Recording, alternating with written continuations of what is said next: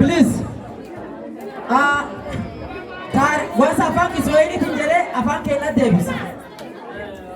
Tarehe 4 inshallah September tutakuwa na event kubwa sana. Launching of a film. Jafar Yusuf film. Ametoka Ethiopia. Anatoka Ethiopia. Ataingia tarehe 3 atakuwa ameingia hapa, si ndio? Na si yeye peke yake, artist wote wale unajua wale wanaongea hii lugha Oromo wote watakuwa na paka wale wanaimba Kisomali pia tutawaalika cause it's a very big event. Tunataka kuletanisha watu wote pamoja. Si ndio?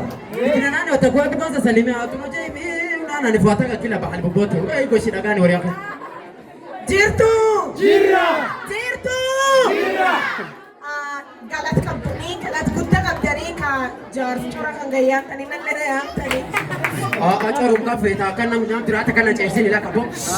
Fama, aku mini sanine de filmi su film guddo Guyani tare afri jisagaliti Jafar Yusufi sani tare sani timbetani miti. Yes. Artist guddani. Yeah. Artistini takeenyaaleen cufa keessa jirti baaliyaa kee jalqabii ruufastiya Sakina Shabirree Alisaabiti Chronicles ibsuuf obsee kiyyaaf Ifremaa Mileeti namni tokkinnafu sa'anii beesan isa seentanii shilingi 1,000 mallaqee shilingi 1,000 ahaa huyana dhabe bisaan dhuguu deematti.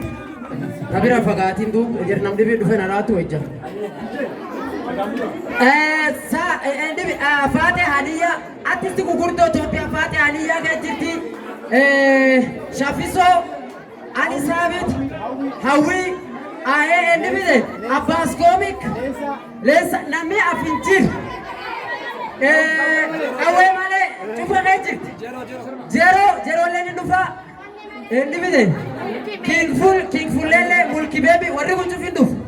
Isaan indabini shilingi 1,000 kota walitabanne Jafar Yusuf Kenya desina. Tiyari nit. Leo kime warri ndolet shilingi 1,000 jalla saa torbirra qabi agisa sadi tabanne pap movie temira fana kanani. Yaada tumnu inshallah. Kutoka la chama